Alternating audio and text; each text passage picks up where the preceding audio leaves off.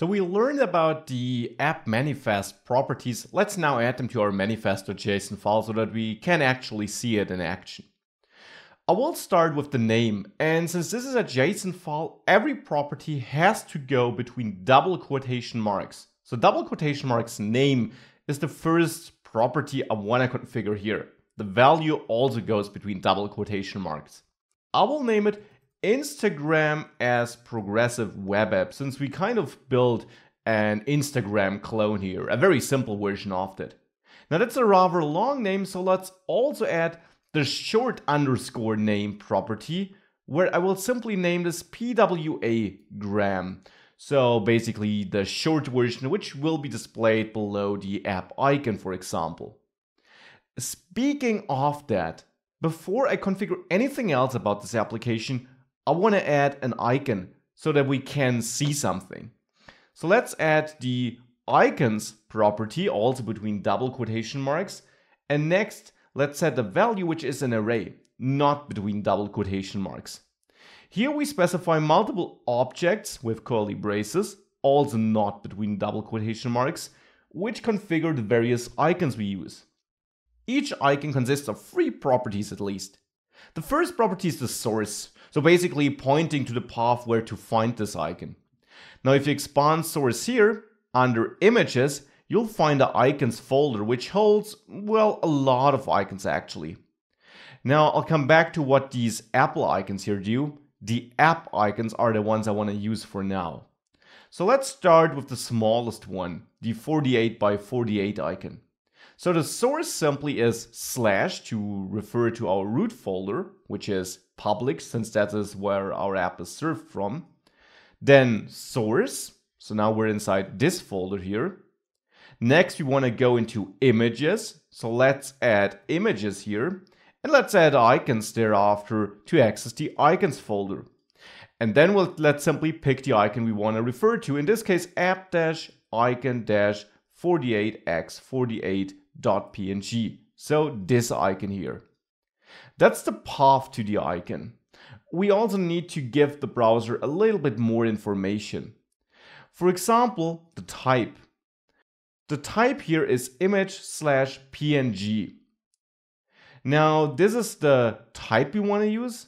We also need to give it information about the size, because whilst it is encoded in the file name, we could give this icon any file name. So that isn't enough for the browser. Instead, let's add a sizes property here, and let's be very clear about the size. The size is always identified as a x by x ratio, so 48 by 48 in this case. So always the width times the height. So this is the information we need to give it about the first icon. Now, of course, there are more icons. So let's add the next icon, 96 by 96. I simply have to change the names here, and the same should be true for you since you downloaded my project, so you already have all these icons. And we will do this all the way up to this app icon 512 to 512.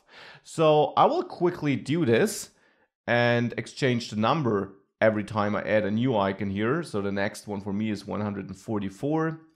And feel free to skip ahead to the end of this part here, because it might not be that interesting seeing me add all these icons. Still want to give you a chance to follow along smoothly though. So we're approaching the end here. We're at the 256 icon already. Now let's add 2 more. The next one is the 348 by 348 icon here. 84, excuse me, 384. And finally, the last icon I want to add is the 512 by 512 icon for very big devices. These are all the icons added, and with that the browser should be able to load our app correctly. Now with that added, let's go after this squared brackets, so after the icons array, and let's start adding more properties. Because besides the icon, we also can specify a start URL. Remember, that is the property which defines which page should be loaded when we launch our app from this home screen icon. Here I want to load /index.html, referring to the index.html file in our main directory. Besides that, I also want to set up a scope, so which pages should be part of the progressive web app.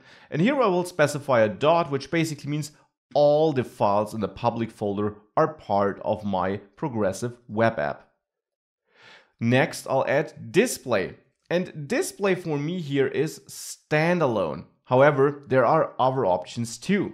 You could also specify full screen, which basically means that it will cover up the whole screen, and whilst standalone still would have a toolbar and basically behave like a standalone app, full screen is like the full screen native apps, you know, where you don't see any controls at all.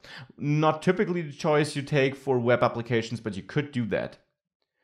You can also choose minimal UI.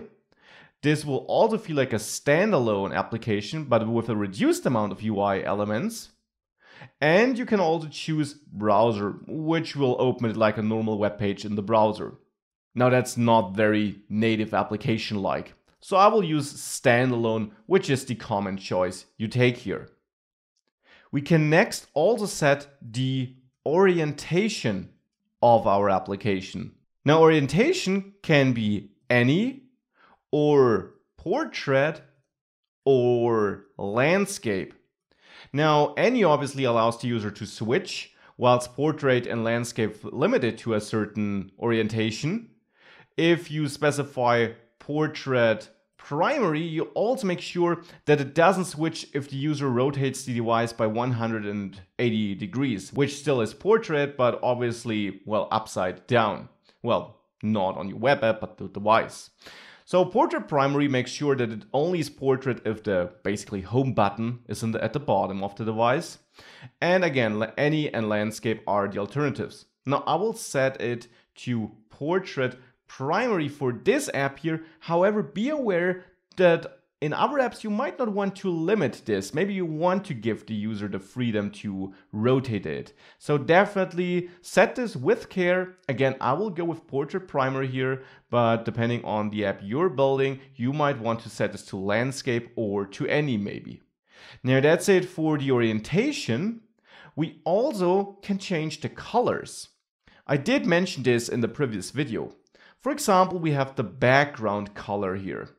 The background color allows us to define the color which is used in the background whilst our page is building up, or on the splash screen, so this loading screen, whilst the whole application is still loading.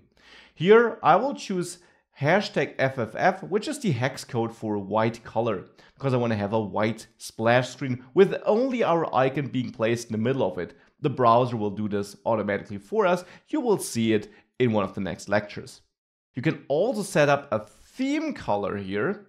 The theme color defines the overall theme, for example, used in the toolbar or in the task switcher. And here I picked a nice color, which is basically the color used by the CSS package I used for styling the application. It's 3F51B5. That's this nice purple look you can see on our running web application. This look here, so the color of this toolbar. With the colors set up, you can also add a description. And again, this is a text which will be used by the browser whenever it needs to present a description to the user. So here, a simple Instagram clone implementing a lot of PWA love. Seems like a good description for the application we're building here. Now to conclude this, there are two other properties you'll learn about. Dir to set the direction, could be right to left. Now typically it is probably left to right though, which is the default, but here, whoops, LTR then, but here you could specify a different direction to let the browser know about this.